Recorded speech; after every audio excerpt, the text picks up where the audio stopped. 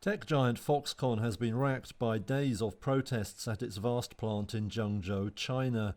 Workers demonstrated over pay, poor conditions and strict lockdowns.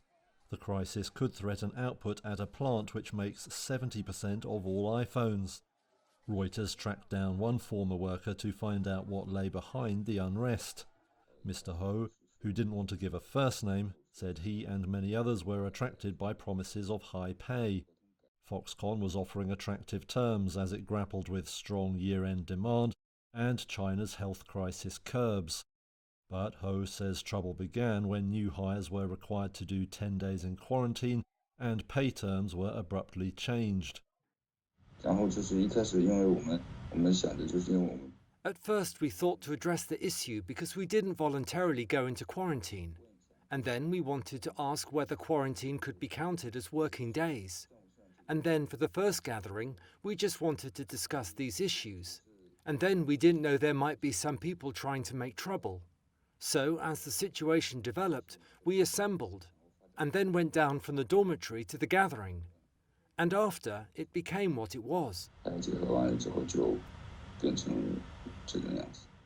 The Zhengzhou plant is essentially a city of 200,000 workers. Since October, Foxconn has enforced a closed-loop system due to renewed health crisis concerns. That essentially cuts the facility off from the outside world. But Ho says workers also lost all faith in what the company was saying.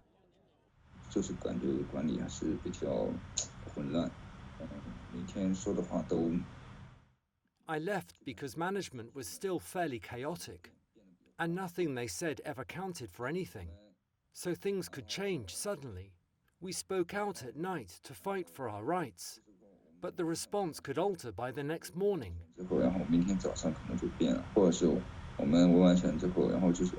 Some of us went to fight for our rights, while others just asked questions. After managers answered our questions, we returned to our dormitories, only to find out that the announcement that appeared on apps was different to what they had told us. Other workers that Reuters spoke to aired similar grievances. Foxconn declined to comment, referring only to past statements. The company has apologized for what it says was a pay-related technical error. If the problems persist through December, analysts say it could cost output of around 10 million iPhones.